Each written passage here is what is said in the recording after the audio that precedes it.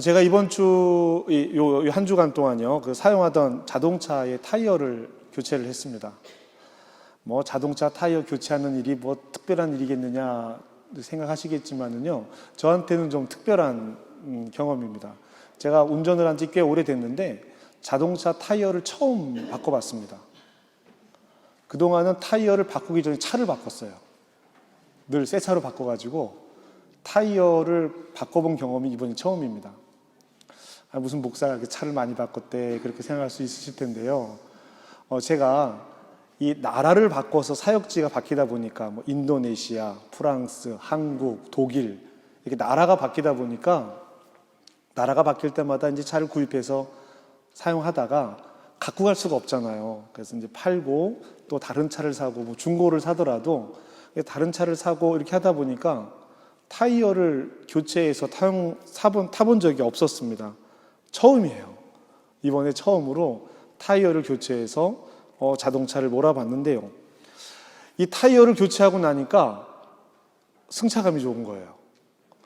저는 그 경험이 없었거든요. 이 오래된 타이어를 타다가 이 타이어가 좀 굳기도 하고 닳기도 해서 승차감이 좀 통통 튀는 느낌이 있었는데, 타이어를 바꾸고 나니까 내 차가 이렇게 좋았나 싶은 그런 느낌이 드는 거예요. 승차감이 많이 좋아졌더라고요. 새로운 경험이었습니다. 그래서 그 차를 몰면서 문득 이런 생각이 들었습니다. 자동차도 전체가 바뀌어서 좋아지는 게 아니라 아주 중요한 한 부분, 한 타이어라고 하는 한 부분이 바뀌어서 이렇게 느낌이 달라질 수 있는데 우리 삶은 어떨까? 우리 신앙은 어떨까라는 생각을 해보았습니다. 우리 삶이 전체가 싹 환경이 다 바뀌고 나를 둘러싼 모든 것들이 다 바뀌고 나서야 내가 바뀌었다, 내가 편안하다라고 느끼는 것일까요? 우리 신앙이, 예수를 믿는 사람들이 내 삶이 머리끝부터 발끝까지 내 삶의 환경들이 다 바뀌고 난 다음에 나는 이제 바뀌었다라고, 변했다라고 이야기하는 것일까요? 아니면 실제적으로 사용되어지는 어느 한 부분이 바뀐다면 달라졌구나 라는 것을 느낄 수 있지 않을까? 라는 생각을 해보았습니다. 우리가 예수님을 믿고 삶이 변한다라는 것은 실제적인 이야기입니다. 예수를 믿었으니까 저렇게 삶이 변할 거야 라고 하는 생각 속에서 이루어지는 일이 아니고요, 실제로 변해야 됩니다. 그 실제는, 삶이 변하지 않으면 그 실제는 우리에게 영향을 끼칠 수 없어요. 실제의 영향은 작은 습관들의 변화에서부터 시작이 됩니다. 이 작은 습관의 변화를 가져오는 것, 이전에 하던 일들을 버리고 새로운 삶의 태도를 갖는 것, 이것을 신앙적인 언어로는 회개라고 합니다. 회개는 이전 것과 지금 것이 함께 할 수 없는 거예요. 성탄을 기다리는 이 시간이 대림절이라고 말씀을 드렸는데요. 우리가 이 대림절의 시간을 보내는 것은, 여러분 이건 우리가 분명하게 기억하셔야 됩니다. 이미 오신 예수님을 기억하면서 다시 오실 예수님을 기다리는 거예요.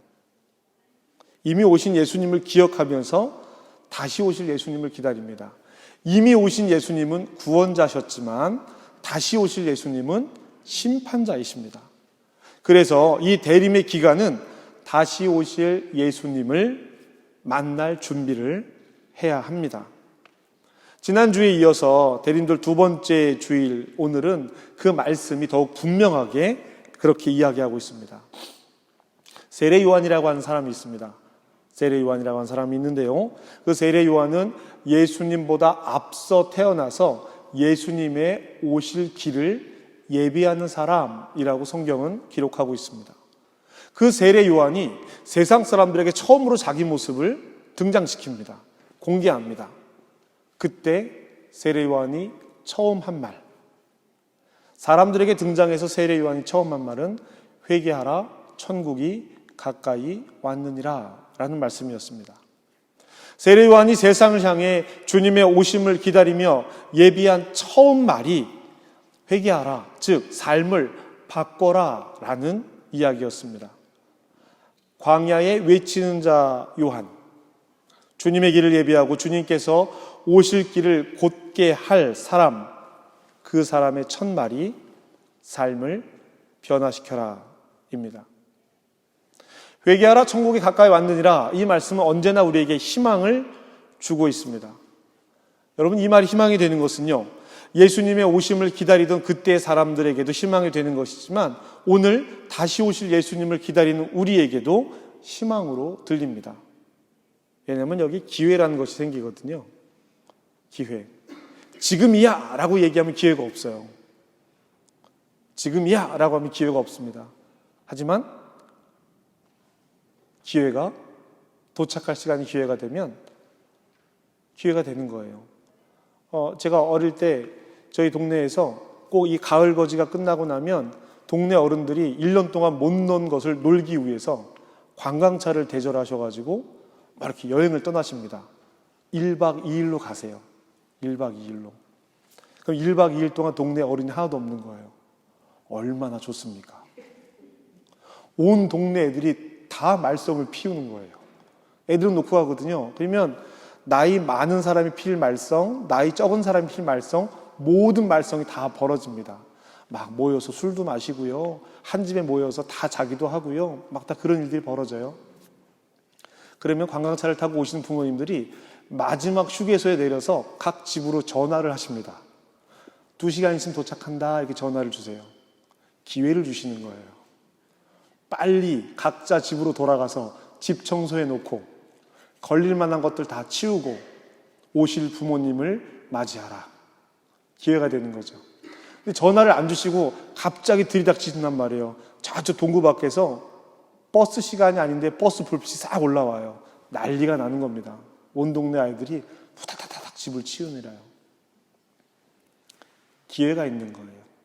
그때 사람들이나 지금 우리들이나 기회를 주고 있는 것입니다. 이 기회는 희망이라는 단어로 연결되어지는 것이고요. 요한의 가르침은 더욱 분명해집니다. 세례 요한은 그 자리에 참석한, 그 세례받는 자리에 참석한 바리새인들과 사두개인들에게 회개에 합당한 열매를 맺으라고 말합니다. 왜 세례에 합당한 열매를 맺으라고 말을 했을까? 아브라함의 후손이라도 그 삶이 올바르지 못하다라면 아브라함의 후손이라 불리지 못할 것이다. 차라리 돌들이 그 역할을 대신하게 될 것이다 라고 이야기를 하고 있습니다. 여러분, 교회에 다닌다고 해도요, 입으로 아무리 하나님의 자녀고 예수님의 자녀라고 말을 해도 회개에 합당한 열매를 맺지 못하면, 즉 삶이 회개의 열매를 맺지 못하면 그 삶은 아브라함의 후손, 예수 믿는 사람이라고 이야기할 수 없을 것이다 라고 이야기하는 것입니다. 그리고 이어서 마태복음 3장 10절 말씀에 이렇게 기록을 합니다. 이미 도끼가 나무 뿌리에 놓였으니 좋은 열매를 맺지 아니하는 나무마다 찍혀 불에 던져지리라. 요한이 신을 들기도 감당하기 어렵다라고 하는 그분, 예수님은 성령과 불로 세례를 베풀 것이고 그의 손에는 키가 들려져 있다라고 이야기를 세례 요한이 합니다. 여러분, 키 아시죠? 여러분, 청년들 가운데 모르는 사람들 많을 거예요. 이렇게 키즈란다고 하는 키 있는데, 일부 예배 시간에 이야기했더니 여러분, 키가 손에 들려져 있습니다 했더니 열쇠가 들려져 있는 겁니까? 이렇게 묻더라고요. 창고 열쇠가 손에 막 이렇게. 이 키는 알곡과 쭉정이를 걸러내는, 이렇게 읽어내면 쭉정이는 바깥쪽으로 넘치고 알곡은 안쪽으로 이렇게 자리를 합니다. 손으로 선풍기 같은 걸 막 이렇게 돌리면 그 앞에 이렇게 까불르면 쭉정이는 쑥 날아가고요, 알곡만 싹 그 앞에 떨어지는 거예요. 추수의 맨 마지막입니다. 탈곡기로 하는 추수의 맨 마지막이 이 키즈를 하는 시간인데요. 알곡과 쭉정이는 이 추수의 때에 알게 된다라고 하는 이야기예요. 회개에 합당한 열매를 맺지 못하는 사람들은 이 키질에 불리는 것처럼, 예수 믿는 사람들이 그 합당한 삶을 살아가지 않으면 이 키질에 불리는 것처럼 날아갈 것들이 날아가 버려진다고 하는 것입니다. 회개에 합당한 열매를 맺지 못한 사람의 최후이죠. 그러나 그럼에도 우리에게는 아직 기회가 있습니다. 예수님은 이미 오셨지만 아직 오시지 않았기 때문에 우리에게는 이 시간이 남아있는 것입니다. 그러나 그 시간이 언제인지 우리는 아무도 알지 못합니다. 그때와 그 장소는 하나님만 알고 계시는 것이기 때문입니다. 그렇기 때문에 우리에게는 언제 올지 모르는 그날을 준비하는 것이 아니라 이미 살아왔던 그날에 대한 이야기를 하는 것이 아니라 오늘 이 시간에 대한 이야기가 가장 중요한 이야기가 되는 것입니다. 예수를 그리스도로 고백하는 그리스도인은 오늘을 어떤 모습으로 살아야 할까? 다시요, 더 정확하게 예수님의 재림을 기다리는 우리들, 제2의 대림절을 사는 우리는, 다가올 하나님의 심판을 기다리며 사는 우리는 어떻게 살아야 할까? 대림의 두 번째를 맞이하는 이 시간, 우리가 함께 그 말씀을 알아보도록 하려고 합니다. 거리의 성탄이 깊어갈수록 우리의 성탄도 깊어야 합니다. 우리가 함께 로마서 말씀을 읽었는데요, 그 로마서 말씀을 찬찬히 살펴보면서 오늘 우리가 어떠한 삶을 살아가야 하는지 살펴보도록 하겠습니다. 바울은 먼저 우리에게 희망을 이야기합니다. 그리스도는 희망입니다. 4절 말씀입니다. 무엇이든지 전에 기록된 바는 우리의 교훈을 위하여. 무엇이든지 전에 기록된 것, 이게 뭐죠? 구약 성경입니다. 구약 성경이에요.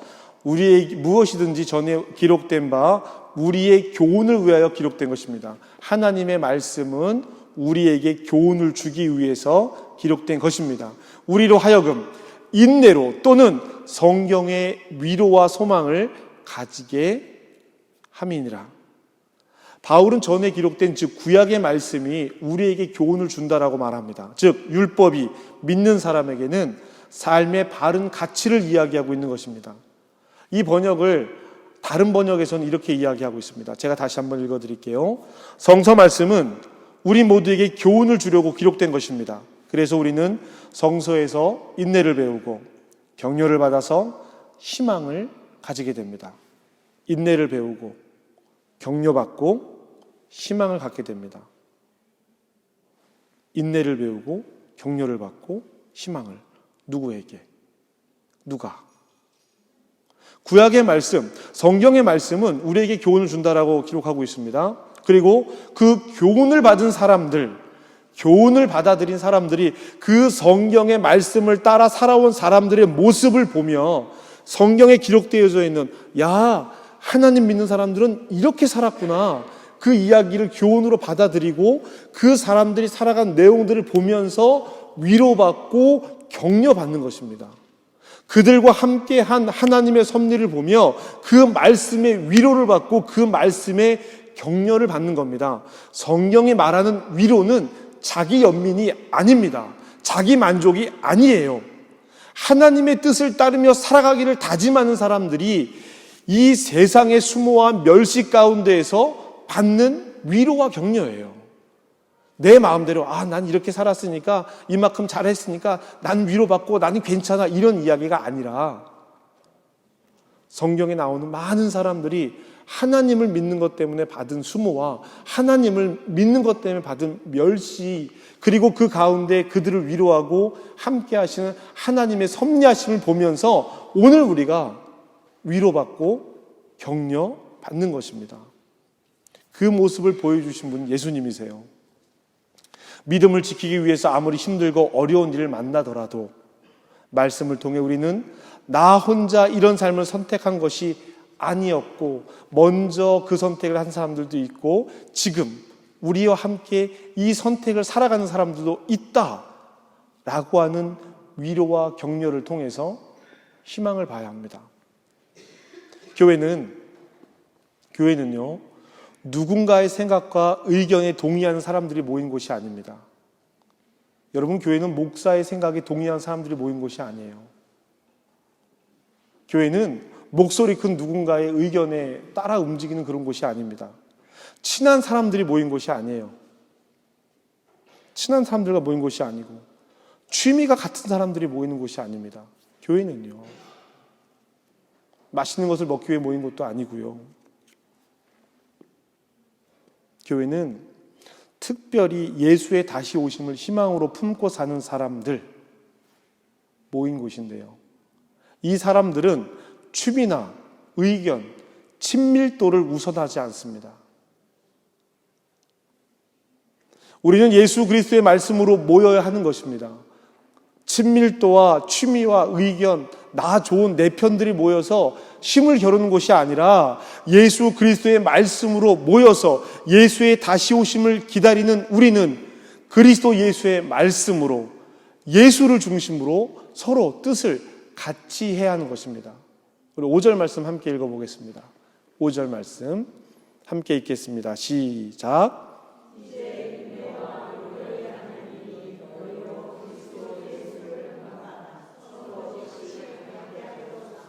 아멘. 앞서 길게 드린 말씀이에요. 구약의 말씀으로 인내와 위로 격려받은 사람들이 그리스도 예수를 본받아 서로 뜻이 같게. 누구를 본받아서 뜻이 같아요? 예수 그리스도. 그러면 누구의 뜻이랑 맞는 거예요? 예수 그리스도의 뜻에 맞게끔 살아가는 것이 서로 뜻을 같이 하는 겁니다. 이어서 6절 말씀 함께 읽겠습니다. 시작.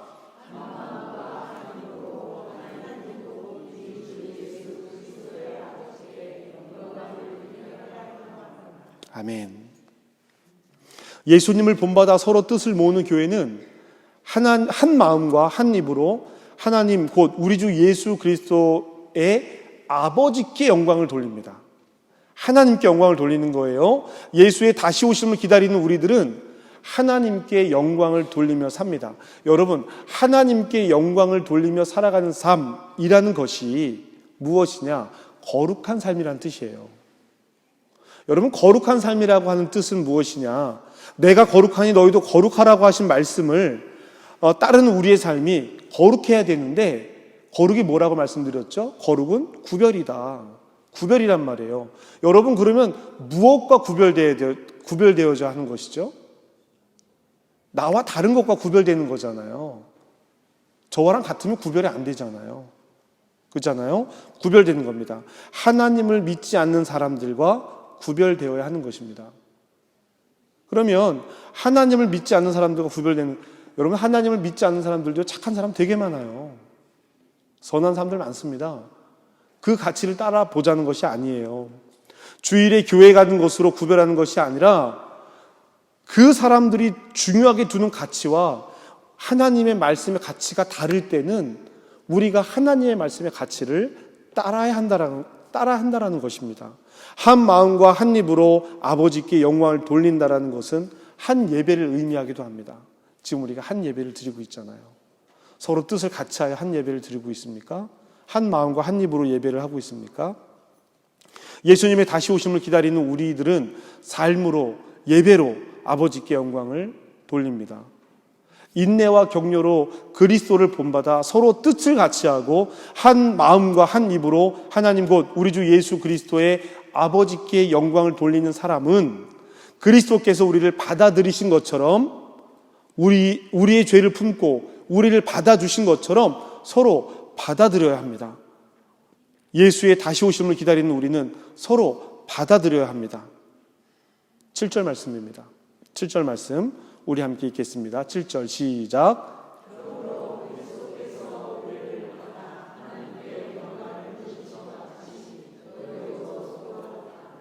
아멘. 너희도 서로 받으라 그랬더니요, 이렇게 받는 것으로 얘기를 하더라고요. 아빠 어떻게 받아야 돼? 아이들하고 성경이 있는데요, 아빠 어떻게 받아야 되냐요. 이 받음은 퉁 하고 받는 것이 아니라 이렇게 받아들이는 거잖아요.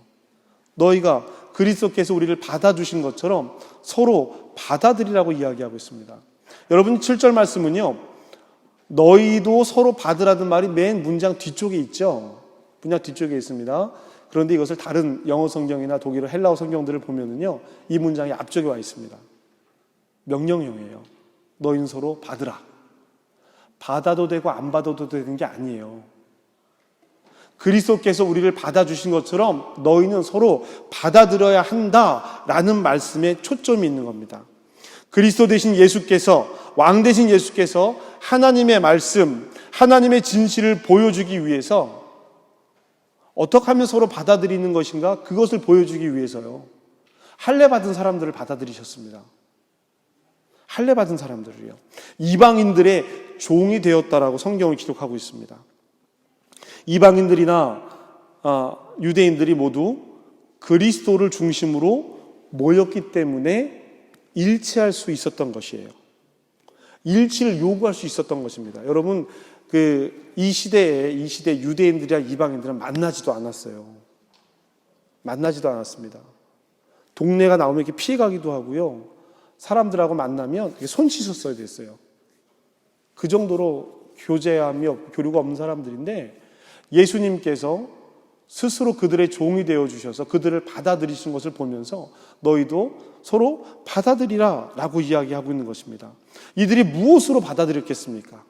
적대하던 사람들인데, 서로 싸우던 사람들인데, 미워하던 사람들인데 무엇으로 받아들였겠어요?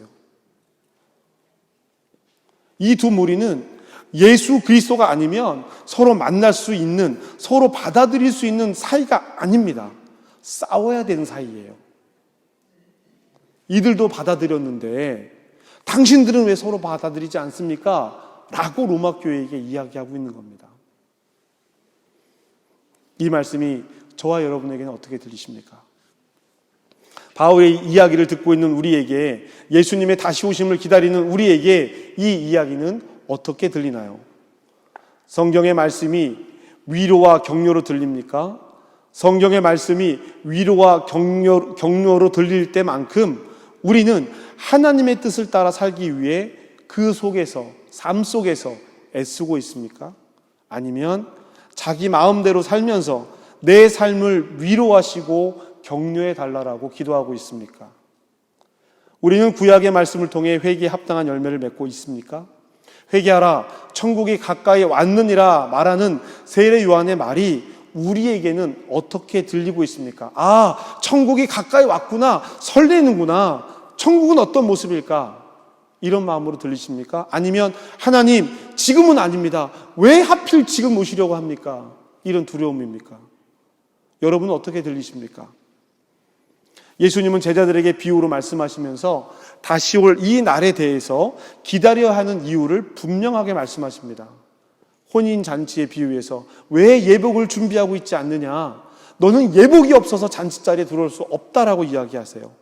열 처녀의 비유에서 결혼식이 열리면 이제 신랑이 오면 결혼식장으로 들어와야 되는데 기름을 준비한 5 처녀는 등에 불을 켜고 신랑을 맞이하고 기름을 준비하지 못한 5 처녀는 결혼식장 밖에서 슬피 울었습니다. 달란트를 나눠주고 자, 이제 너희들이 열심히 일해라 라고 했더니 주인이 돌아와서 계수할 때 5 달란트 가진 사람, 2 달란트 가진 사람은 열심히 일했지만 1 달란트 가진 사람은 땅속에 묻어두었습니다. 양과 염소의 비유예요. 양과 염소가 자리를 달리 가질 것입니다. 언제요? 왕이 돌아올 때, 예수님이 다시 오실 때, 예수님은 다시 오실 예수님을 만날 준비를 하라고 제자들에게 말씀하셨습니다. 그리고 이 모든 비유에 나오는 그 시간, 그 때를 우리는 알지 못합니다. 이 대림의 절기에 이 비유를 읽는 것은 의미가 있습니다. 여러분, 마태복음 22장에서 25장 사이에 비유들이 나와 있거든요. 읽어보세요. 읽으면서 그 자리에 나의 이름을 넣어서 읽어보시기 바랍니다. 나의 상황을 넣어서 읽어보시기 바랍니다. 하나님, 나 이런 상황이어서 이렇게 못해요. 나는 이것 때문에 이게 안 돼요. 라고 한 이 상황을 달란트의 비유에 넣어서 읽어보시고, 혼인잔치의 비유에 넣어서 읽어보시고, 열처녀의 비유의 이름에 넣어서 읽어보세요. 다른 사람의 이야기가 아니라 내 이야기가 되면 더 큰 의미로 다가옵니다. 바울은 선포합니다. 열방이 주의 백성과 함께 즐거워하라. 모든 열방들아 주를 찬양하며 모든 백성들아 그를 찬송하라. 이새의 뿌리 곧 열방을 다스리시기 위하여 일어나시는 이가 있으리니 열방이 그에게 소망을 두라. 열방을 향해 나가기 위해서는 우리가 앞서 말한 것들을 삶으로 만나야 합니다. 입으로만, 구호로만 되는 문제가 아니에요. 말이 앞서는 신앙이 많습니다. 말이 앞서는 신앙이 많아요. 바울의 입을 빌려 여러분을 축복합니다. 소망의 하나님이 모든 기쁨과 평강을 믿음 안에서 너희에게 충만하게 하사 성령의 능력으로 소망이 넘치게 하시기를 원하노라. 사랑하는 성도 여러분, 대림의 절기를 살아가는 여러분, 우리가 이 절기에 더욱 힘써야 하는 것은 오실 예수님을 기다리는 것입니다. 그리스도를 중심으로 모였습니까? 우리의 중심엔 말씀이 그리스도께서 계십니까? 요한은 회개를 선포하며 다가올 진노를 피하라고 말합니다. 회개에 합당한 열매를 맺으라고 말합니다. 나무 뿌리에 놓인 도끼를 말하고 있습니다. 타작 마당에 주인의 손에 들려진 키를 이야기합니다. 알곡과 쭉정이를 말합니다. 추수 때가 돼야 알 수 있습니다. 이 말들로 예수님의 오심을 준비하라고 말합니다. 과거를 말해요. 그러나 바울은 희망을 말합니다. 희망을 선포합니다. 만난 예수님과 함께 사는 삶을 이야기합니다. 오늘 이 시간을 어떻게 살아야 하는지를 말합니다. 과거의 문제가 아니라 지금 이 순간을 말합니다. 앞으로 어떻게 해야 할 것인가를 말하는 것이 아니라 앞으로 어떻게 하기 위해서 지금 무엇을 해야 하는지를 말하고 있습니다. 말씀으로 배우고 말씀의 위로를 받고 말씀으로 격려를 받아 희망을 갖습니다. 그 희망으로 서로 뜻을 같이 하고 한 마음과 한 입으로 예배합니다. 영광을 돌립니다. 예배의 영역과 삶의 영역을 하나로 묶어요. 이 둘은 결코 다른 것이 아닙니다. 영광으로 예배드린 입이 다른 이들을 욕하고 저주하고 비난하는 데 사용될 수 없습니다. 거룩하게 구별되었기 때문입니다. 그것은 서로를 받아들이는 것을 보면 알 수 있습니다. 예수님은요, 제자들에게 너희가 서로 사랑하는 것을 보고 내 제자인 것을 알 거야. 그리고 그것을 보고 하나님이 계신 것을 알 거야. 라고 말씀해 주셨습니다. 사랑하는 성도 여러분, 우리는 희망 가운데 있습니다. 인내와 격려로 위로를 받습니다. 하나님께서 넉넉한 품으로 안아주실 것이고 괜찮다, 잘했다, 수고했다 말씀해 주실 것입니다. 얼마큼 수고했는지가 아니라 어떻게, 어떤 마음으로 했는지가 더 중요한 것입니다. 여러분, 세상은 아기 예수의 오심을 기다리고 있습니다. 어제 저녁에 예배 준비를 다 마치고 아이들과 시내에 한번 나가봤어요. 얼마나 사람이 많을까? 많다 하는데 얼마나 많을까 하고 가봤는데요, 정말 많더라고요. 이렇게 비가 좀 떨어지는데도 이렇게 서가지고 사람이 휩쓸려 다니더라고요. 그거 소세지 하나 먹겠다고, 그거 감자튀김 하나 먹겠다고, 그 감자튀김에다가 그 사과 가른 거 뿌려 먹는 거 있더라고요. 그거 먹겠다고 사람들이 온통 몰려다니는 거예요. 우리 애들은 솜사탕 하나 먹겠다고. 세상은 그렇게 예수를 기다리고 있는데 우리는 어떤 식으로, 어떤 방법으로 예수님을 기다려야 할까요? 예수의 다시 오심을 기다리는 우리는, 적어도 예수를 믿는 우리는 달라야 하지 않겠습니까? 적어도 우리는 말이죠. 대림의 두 번째 주일에 여러분을 말씀으로 다시 한번 축복합니다. 소망의 하나님이 모든 기쁨과 평강을 믿음 안에서 너희에게 충만하게 하사 성령의 능력으로 소망이 넘치게 하시기를 원하노라. 아멘.